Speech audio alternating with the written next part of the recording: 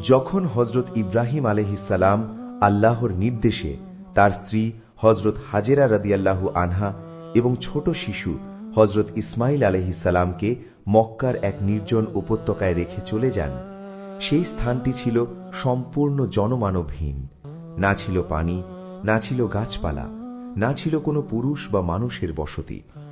হজরত হাজেরার সঙ্গে ছিল মাত্র একটি ছোট পানির মশক এবং অল্প কিছু খাবার। দিন কেটে গেল। একসময় সেই সামান্য খাবার ও পানি শেষ হয়ে গেল। ক্ষুধা ও তৃষ্ণায় হজরত ইসমাইল আলাইহিসসালামের কান্নায় আকাশ বাতাস ভারী হয়ে উঠল। শিশুর এই কষ্টকর দৃশ্য হজরত হাজেরার হৃদয় সহ্য করতে পারছিল না।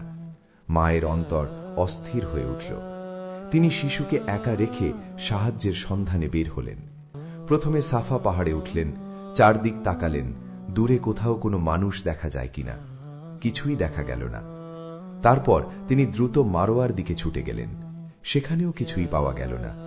এভাবে তিনি সাফা ও মারোয়ার মাঝে 7 বার দৌড়ালেন, শুধু এই আশায় যদি কোথাও সাহায্য মেলে, যদি কোথাও এক ফোঁটা পানি বা কোনো মানুষের চিহ্ন পাওয়া যায়। শেষবার মারোয়া পাহাড়ে পৌঁছে তিনি পেছনে তাকালেন। তখন তিনি এক বিস্ময়কর দৃশ্য দেখলেন। হজরত ইসমাইল আলাইহিসসালাম তার ছোট পা দিয়ে মাটিতে আঘাত করছেন, আর সেই স্থান থেকেই আল্লাহর কুদরতে পানির ধারা ফেটে বেরিয়ে আসছে। হজরত হাজেরারা দ্রুত দৌড়ে এলেন। তিনি আশঙ্কা করলেন পানি যেন ছড়িয়ে পড়ে নষ্ট না হয়ে যায়। তখন তিনি বললেন, জামজাম, অর্থাৎ থামো থামো। তিনি নিজের হাতে মাটি জড়ো করে পানিকে ঘিরে রাখলেন। এভাবেই আল্লাহ তাআলার পক্ষ থেকে দানকৃত বরকতময় জমজম কূপের সূচনা হল। এই পানি আজও প্রবাহমান।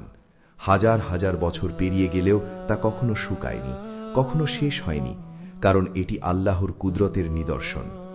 রাসূলুল্লাহ সাল্লাল্লাহু আলাইহি ওয়াসাল্লাম জমজম সম্পর্কে বলেছেন, যে নিয়তে জমজমের পানি পান করা হয়, আল্লাহ তাআলা সেই নিয়ত অনুযায়ী তা কবুল করেন। এই কাহিনী আমাদের শেখায়, মানুষ যখন সব উপায় হারিয়ে ফেলে, তখনই আল্লাহর সাহায্য সবচেয়ে নিকটবর্তী হয়।